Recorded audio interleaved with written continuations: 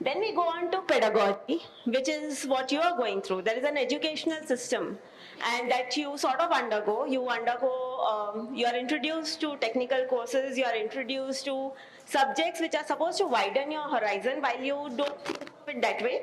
If you look at your syllabus in a more comprehensive manner, you'll realize that you're introduced to society a bit, you're introduced to cinema a bit, in some way for you to have a broader, more liberal, progressive way of looking at things, and which is what pedagogy is supposed to do. We are a discipline. When they use words like multidisciplinary, interdisciplinary, architecture as a discipline has a certain idea of what you call fraternity, and these are very important words. You can go back and understand the distinctions, and when you are interested in writing, you'll realize that no two words mean the same. Even if they do, by placing them in different contexts, they can mean very, very different things. So when you say something like discipline, you understand that architecture is not where you build a practice, you serve, you make buildings and you go back. When architecture is viewed as a discipline, we start looking at what's the contribution that architectural fraternity in India is making. Something like that. Practice. Practice is more self-oriented. I have a practice, my practice operates in a certain way. Hafiz Contractor's practice operates in a certain way. Charles Correa's practice operated in a certain way. There are things like that. So practice is a very individual word. Discourse. Discourse is what, I don't know how many of you participate in forums, how many of you look at the smaller kind of discussions that go on in the country, but the architectural fraternity in India is very, very small. All of the architects majorly know each other. At least the larger practices do, who actively write, who actively debate, who actively give lectures.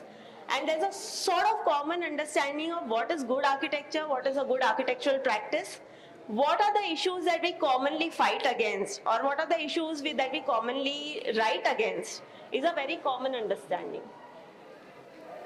So then this idea of this cultural constructs come into place, that if I start endorsing as a discipline a certain architecture, like today you are in the film city, and right now you are looking at it because it's a temporary place, you sort of enjoy it, you're probably taking selfies against the random things that are coming across you.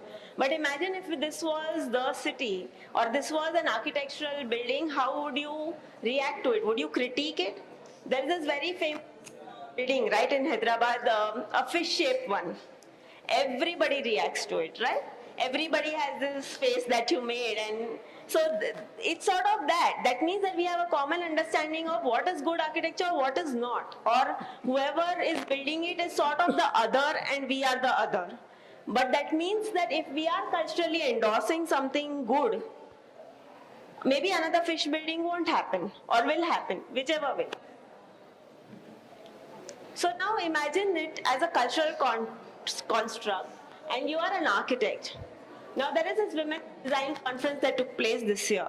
It had architects from all over the world, including Billy Shine, who was building the Obama Presidential Center, to one of the first and only, I think, women contractor from Orissa. There was a weaver who was from Gujarat, who earned some 200 rupees a day, who was also on the stage. There was Martha Thorne, who was the executive director of Pritzker Prize Committee. There was the editor-in-chief for Architectural Record. So there were all kinds of people. This is one forum. This is the other subset of your own profession, which is the construction workers.